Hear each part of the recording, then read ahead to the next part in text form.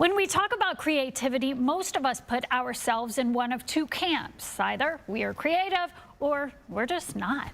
Life coach Jasna Burza is here to pull us all into a space of creating and expanding our minds. Let's talk about getting creative and kind of jump-starting that part of ourselves. Creativity is healing, and the older we get and the busier we get, we forget about it. I think that we reclaim that right here and right now. And the first thing to do that is to daydream. Daydreaming is very often for children. We tell them not to do it because it's not a reality, but it is, I think, an underestimated treasure. Our minds are so creative and so capable.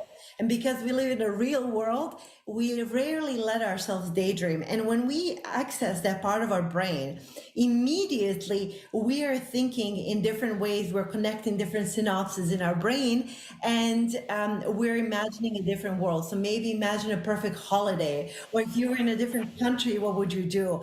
That immediately kickstarts your creativity and makes you think in different ways, which I believe is helpful in our everyday life. A lot of us think, hey, you just hear the word creative. I'm not creative. I'm not good at art, music, but you say just doodle, do something, even if you're not good at it. The whole point is not being good at it. The point of that's why we don't try things.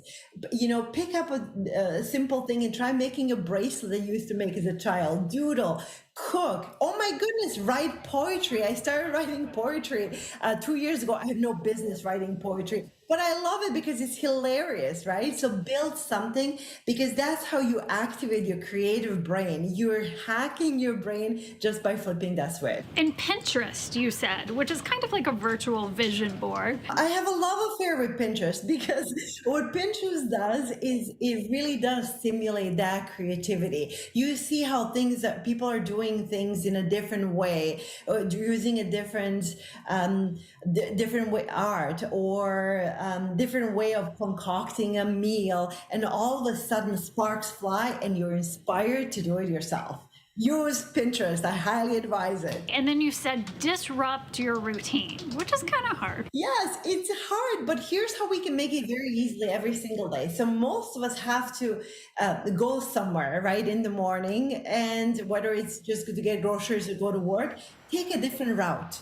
Completely different route, maybe take side streets or do something else, because when we're in a routine, our creative part of our brain just kind of goes to sleep, right? It's not activated. But when we break the monotony of that everyday life, we just all of a sudden an idea comes from, oh my goodness, I haven't seen that in a while. Oh, look at that. And we have sometimes solutions for our problems, which I think is really wonderful. And you said that creativity and relaxation go hand in hand. Hand in hand. I will often see my little one, Susan Elizabeth. He lays on the grass and he's just looking at the clouds, and he will stay there for 45 minutes. And then after that, there's always this burst of energy where he takes a piece of paper and draws, or he feels like he has to do something. The most innovative and creative things happen to us when we are not rushing. So make a concentrated effort to relax, schedule meditation, walks in the park. You and I talk about it so often, all the time, but we talk about it because it does matter. And we cannot talk about it enough. Not only does it help us with our inner peace, but that creativity will spill into every aspect of our life, and I'm here for it. Well, thank you for sharing your creativity with us. Such a pleasure. Thank you.